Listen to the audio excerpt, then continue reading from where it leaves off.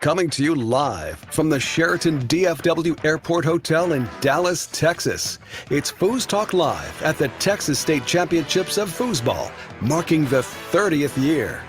Brought to you by InsideFoos.com, offering monthly subscriptions with access to some of the most exciting matches ever recorded, plus live tournaments, pre- and post-show analysis, interviews, and original programming. Sign up now at InsideFoos.com.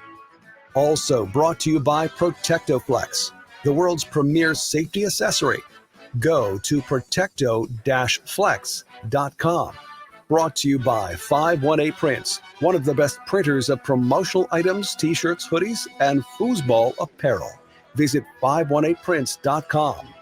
Brought to you by Foosballers, the movie. This Joe Hessling of Foosball documentary is now available as a worldwide download at foosballersthemovie.com. Also brought to you by the United States Table Soccer Organization, the USTSO, helping to usher in a new era of competitive foosball. Become a member at usafoosball.com. And brought to you by Foosball Clubs USA, promoting foosball through school systems all over the United States. Visit foosballclubsusa.com to make a donation today. And for the first time in the history of FoosTalk Live, we're actually live at a tournament in Texas, Dallas, Texas. Hey there, it's Tom Robinson, live with FoosTalk Live at the Sheraton DFW for the 30th year of Texas State's Foosball Championship. And of course, I could not do this without my good partner from Durango, Texas. The greatest play-by-play foosball announcer of all time, Jim Stevens, is actually sitting next to me for a change. Can you believe that, Tom? We're actually in the same place at the same time. And I've said that to a lot of people here this weekend. Hi, everybody. It's great to be here. Great to be back out on tour. And I think that's something that all of us, all 400 plus of us here in Texas this weekend are feeling. Great to get back out there, see friends, play some foosball. And the vibe in here has been electric starting last night. The competition, everybody seems supremely focused. And it's really been a great weekend so far. We've still got a couple more days to go. Oh, you know, this blows my mind in the sense that probably out of the history of this tournament, this is one of the largest crowds ever. It's the biggest. It is the biggest Texas State Championship, one of the biggest state championships, maybe the biggest state championship ever held anywhere in the United States with, I think the last count was 422 registered players. And I don't believe a state championship has ever had more than 400 players at the event. Not my experience, at least. Yeah, no kidding. So we're over 400 for this weekend at Texas State. So Jim, just give us some highlights here. What have you been seeing? What are the matches you've had to call today on Inside Foos? What brings back the memories already? Well, so far we've had the mixed doubles event has completed, and that final was Tony Spredeman and Ellen Moon against Tommy Yor and Elisa Bombach. And remember that, folks. That's the theme. Tommy Yor, Tony Spredeman. Right now, with Ryan Moore basically in semi-retirement with the family, etc.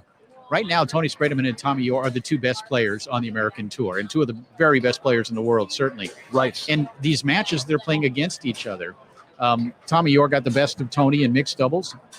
We just had a match on table one not 10 minutes ago in open doubles where Tony Spredeman and his partner Eric Hiltner, his old friend, both of them living in Florida, faced off against Tommy Yor and Brandon Moreland, the 2019 Tornado World Champions.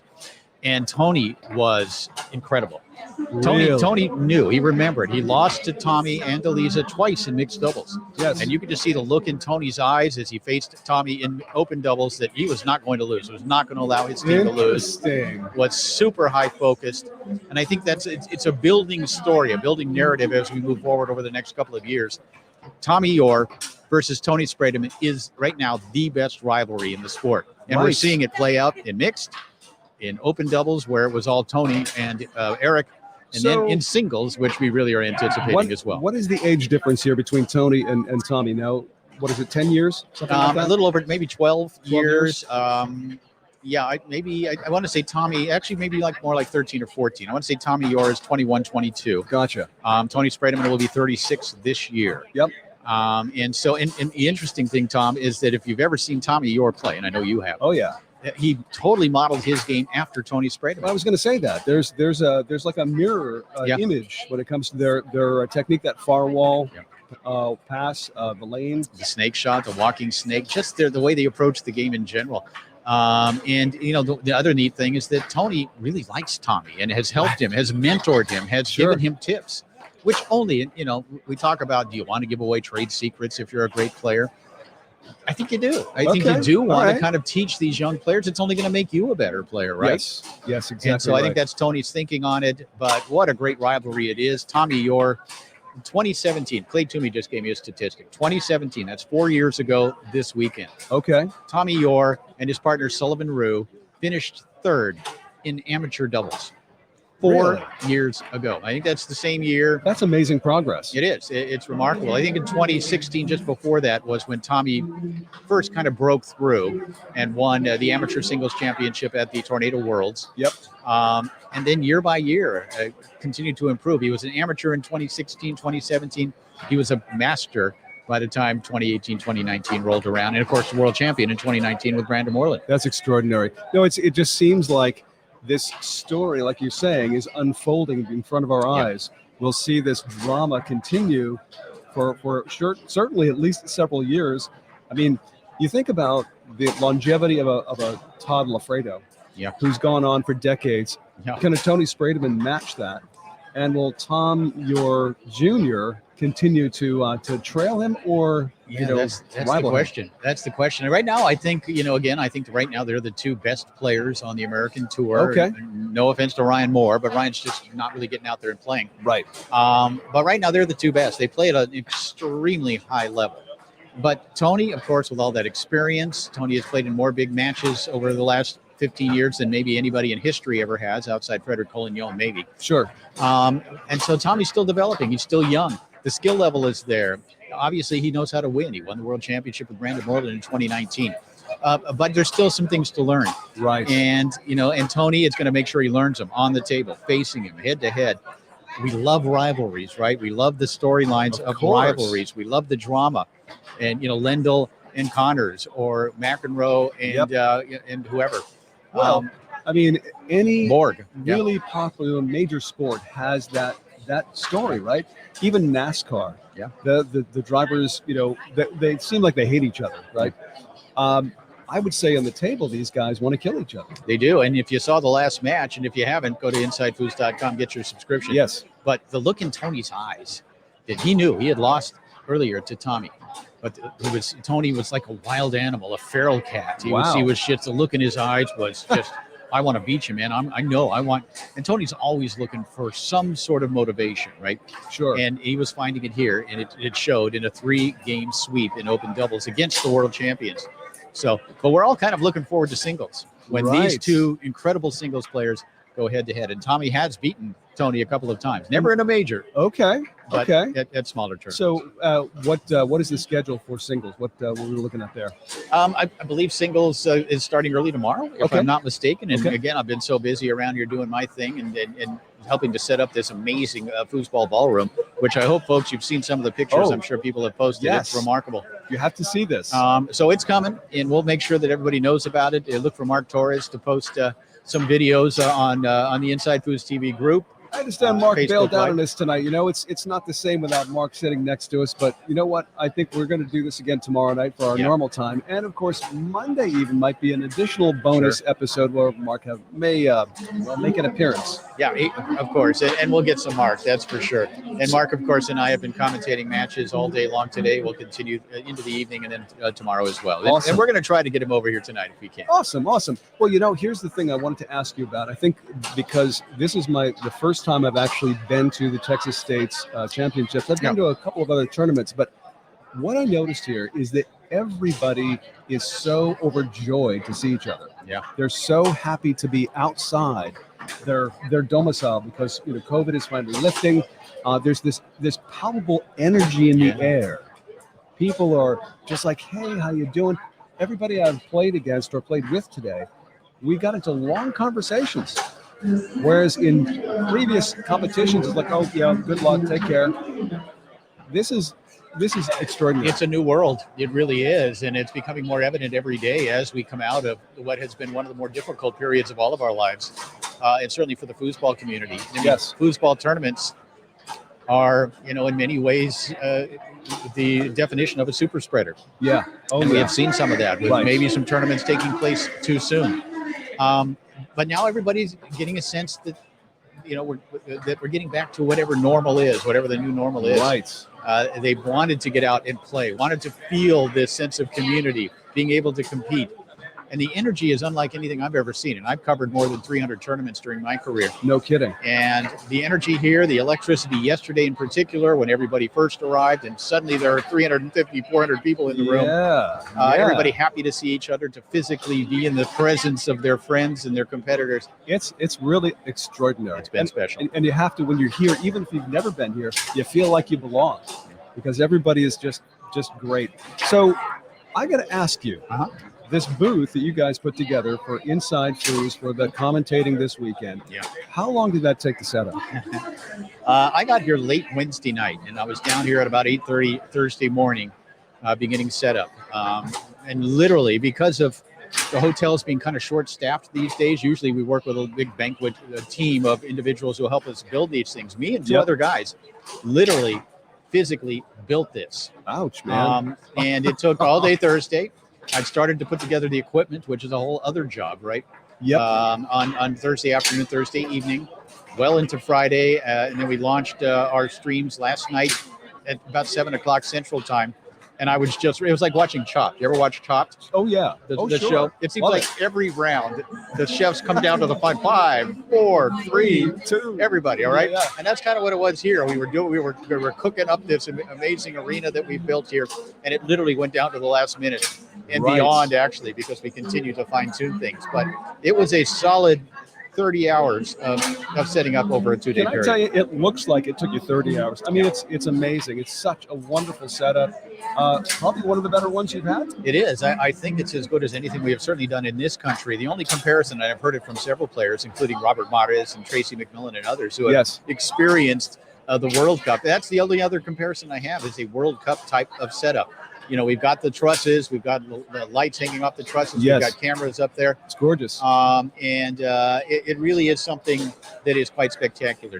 Talking to Steve Murray, the man behind the Texas State Championships, before the event, he said, we're not going to let anybody in this room. We want them to come in and go, wow. Yeah. And that's what's happened. It's an impact. It really is. I'm seeing bleachers, and people are sitting in the bleachers intensely watching these matches. It's, again, the energy is palpable. It's just amazing.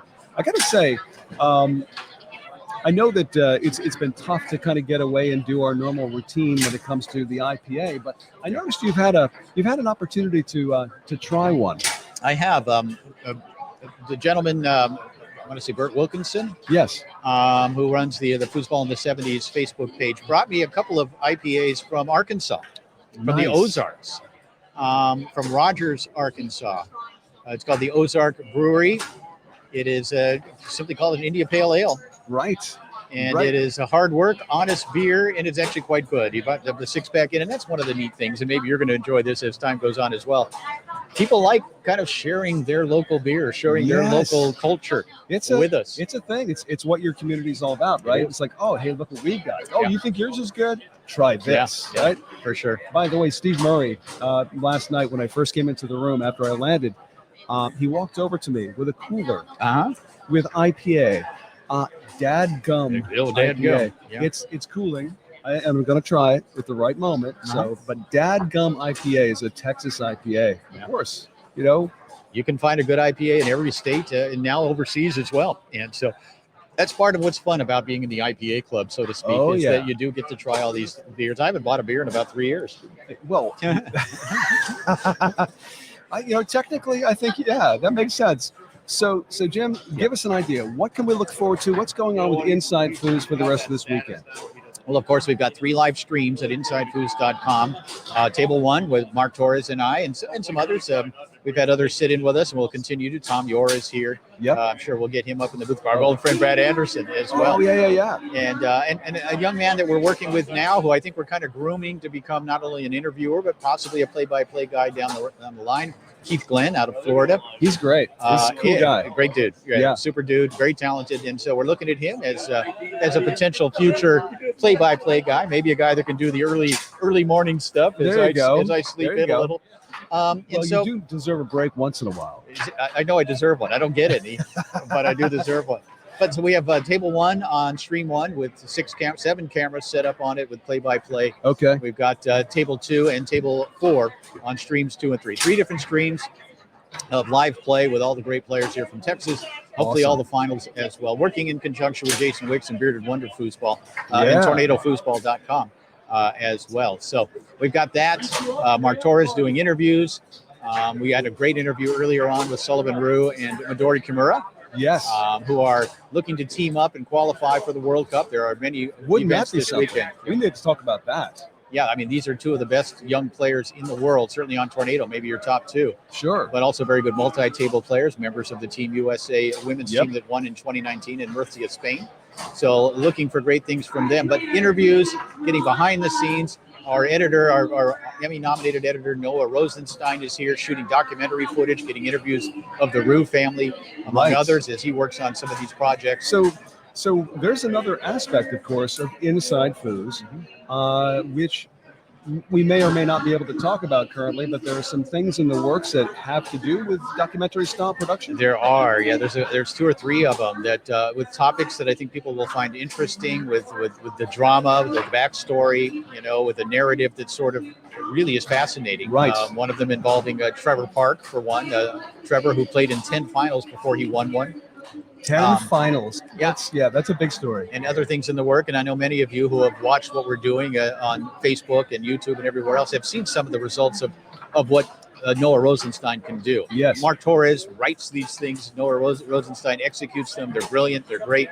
I'm just pleased that to be involved with people like this, talented people who are helping to push the sport upward and onward. So wouldn't it be cool if this moment, this weekend, were the springboard of this massive explosion within the sport? It would be cool. And I get the sense that that's kind of the case, isn't Yes. it? This is everybody coming out, finally getting out, excited.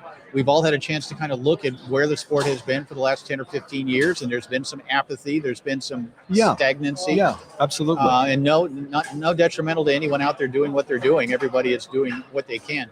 But I think we've all come out of this COVID times with renewed vigor, right? With renewed vision of what we can all do and understanding. And this is a message we continue to promote. It's going to take all of us. We are here to promote the promoter. We are here to build the sport. Inside Foos we're talking about. But it's going to take everybody, with talent. So yourself, of course, and what you're doing with Foosball Radio, and now with us with Inside Foos as well. And Michael Stahl, who is doing the great work. Noah. Right. Liz Moore, who is integral to what we're doing. Steve Murray, obviously, a man who is maybe the premier promoter in the country and a great player, playing with Todd Lafredo this weekend. Oh, nice. Okay. We can't wait to see that. I think so. And I think we can look at this as a springboard. Yes. We've got in 2 weeks, we're going to be down in Florida. Tommy Brewer, who is one of the great foosball men in the country, running the Beach Down Beatdown. We'll be down there to cover that, which you can watch at Inside Foos. The Nationals, Mary Moore and company running that in Denver. Okay. The Bart O'Hearn celebration at the end of July, which is such a special event. Onward. That is in fact, I have a flyer here, and I just want to give a little bit of a shout out to the guys. Ben, who's helping to run the Bart O'Hearn, the 20th anniversary celebration. It's a $10,000 20th annual Bart O'Hearn celebration, July 29th and August 1st. Yep. Will you be down there for that? I'll be down there for that. I wouldn't miss it. I've become such a part of that event. We have that ceremony every Saturday night, the Fallen Fooser ceremony, which I have the great honor of hosting. Right. It's difficult, as we look at the players who have passed away over the last 12 months. And this year, of course, we're going to celebrate the life of Joe Kuntz, the man who created the event for his great friend Bart O'Hearn. We didn't have a chance to do it last year in person. Although if you go to Inside Foos TV at YouTube, you can see the ceremony that we put together in the studio honoring the fallen Foosers. Okay. But it's sad. It's heart-wrenching, but it's also magnificent. It really is to remember and celebrate the players, promoters, sure. The people of impact who have helped pave the way for where we are now. And it's there have been cases where it's been tragic. There have been very young players who have passed away. Legends like Joe Kuntz. It's sad, but it's also, like I say, it's wonderful. It really is great to be able to honor and recognize meet the families of many of these fallen Foosers. No, So they do an incredible work in 20 years of this. I mean, that's amazing. that is amazing. Truly amazing. 10 years for me. I first started working the event in 2010. Okay. And then more and more as it kind of turned the ceremony over to me to run. I take great pride. I would not miss it. I take great pride in being a part of this event, which is unlike any other in the world. And for Gotcha. the first time ever, it's going to be held in a hotel. It's always been held Okay. down on 6th Street at Buffalo Billiards, which was built in about 1860 and feels it. 1860. You, Wow. you shoot a big pull Were they kick. playing foosball in 1860? That's Who what I knows? want to know. Maybe so. But right down on 6th Street. If you've ever been to Austin, Texas, 6th Street is it's sort of a combination of Mardi Gras and Venice Beach. Okay. You do see the most interesting people down there and musicians on every corner. I mean, that's it's cool. really, really remarkable. And it's something that you want to travel down to. Now, coming out of there at 2 a.m. in the morning, it can be a little sketchy. Yeah. But okay. this place had flavor. You know, you'd shoot a big pull shot or a snake shot. You'd feel the whole place kind of rattle. Wooden floors were upstairs. I love it. So we'll miss it a little bit. I won't miss the odor. Yeah. Or the foot-long rats that I have seen running around By the in there. way, do I need a shower? No, you're fine. You're fine. It's a much different odor that I'm talking about. Okay. Okay. But it will be held in a hotel this year, a nice hotel there in Austin, which is a great city in Texas. Yes. And so looking forward to that at the end of July. I would love to go to Bardo Hearn, go to Austin and spend time with great people, and go to Voodoo Donuts. Yeah, Voodoo Donuts. Have you been there? Absolutely. No, I haven't, but I've heard about them. The barbecue is off the hook. Yes. Incredible. And Yes. and they have some great IPAs down there. It's a very eclectic city. For Texas, it's unlike any other place in Texas. True that. Yes. And so you have great IPAs, great food, great music, of course. Yep. A very creative atmosphere down there. What, Austin City Limits? That's I right. mean, that's a great show on public radio, public TV. Well, Jim, I got to say, it's hard not to gush, because you guys have put on such an incredible show so far. This has been amazing. I can't wait to see what's coming for tomorrow and Monday even. So what do you say? We plan on convening our normal time if we can. If you're not calling a match, we can get together for FoosTalk Live at our normal, Let's time, do it. I'm 9 in. o'clock Eastern. But I think that also we'll grab a couple of the other characters in the room and see what they do for us, and we'll have some fun. No doubt about it. No, I love it, and maybe even you'll pick up a few recorded interviews that you could play on tomorrow night's show. That'd be kind of cool, because there's certainly plenty of folks in here to talk some foosball with. Well, I'm really looking forward to just work in the room. Yeah. I mean, it's a kind of place that, of course, you're not going to find this much talent in one place ever. No, it's remarkable. This is a major championship. We've always talked about how it's the 6th major or whatever. No, it's a major, a championship as big as anything else in this country. Based on the 422 plus players that are here this weekend, based on the quality of the turnout, it is a world-class turnout, no question about it. This is a major championship. The setup, the presentation, the hotel is beautiful. And it really is. I got to say, I'm up on the 7th floor. It's quite a view up there. It is, yeah. I've actually got a corner room. Did you So where really? it's all windows, all the way around. How did you work that out? I have no clue. Do you know somebody? I do, but I think it was just random. I don't. Steve Murray, though, in the past has taken care of me nicely. So I'm actually in room 1000. What? I don't ever remember being in a room that wasn't like 902 or 1000. I'm in room 1000. Amy, if you're listening, it's not the luxury suite. No, it's a standard room, but it's a corner room, so it's a little different. Anyway, yeah, really nice hotel. And it's great to be here. And again, I think everybody feeling it here this weekend, feeling the sense of family and community and the relief. I mean, good heavens, you look back on the last year and a half, and Can I tell you? we survived it. Can I tell you a brief story here? Just a Love to quick hear. anecdote from today. Now, again, it's the first time I've been to Texas States, and I'm a rookie, or maybe even less. But I played a young man today, Jordan Ybarra. Yeah. And such a humble, quiet individual. Maybe 15, 16 years of age. It's hard to say. And we played the first game, and I won. Was it Jordan or was it Koji? Jordan, maybe his brother. Ybarra. Yeah. Okay. And so we had a good match. I did end up winning by 1 point. You did. At the very good. end. All right. But I got to say, he let me kind of play my game in the first game of the match, and then came back and nailed me with an amazingly smooth far wall pass, and his snake was right on target. So he did me. I think he beat me 5-2 in the second game. Okay. Then we came back and battled, and it was, well, anyway. At the end, I asked him, so how long have you been playing foosball? 16 weeks. Oh, my goodness. 16 weeks. And I really thought I was going to lose to him. I really did. He was that Is that good. something? Yeah. 15, 16 years of age. And then I met his dad. I've forgotten his dad's first name, but he came over and he was talking to his son. I went over to his dad and I said, he is good. Yeah. He's 16 weeks? What are you doing? No. How are you teaching? And we got into this long conversation about how he's taken ownership of this game. He's really like into it. I can tell he's. That is awesome. And I gotta say, I probably never encounter anywhere. If I played anywhere, I probably wouldn't encounter a guy like that. Other than a venue like this. Yeah, no, so true. That's a great story, Tom, and that's something that foosball. That's what foosball's about. You get the itch, you get the hunger, you get addicted to it pretty quickly. Yes. And I'm guessing that young Jordan is probably spending quite a bit of table time somewhere. And in 16 weeks, 4 months, you can get pretty good, obviously. Oh my goodness! Oh yeah, I mean, I'm not the best player in the world, but still, he watched what I was doing and then counteracted it in the second game. He adjusted. That's great. So to have that at 15 or 16, whatever his age, Sure. but and very very called me sir.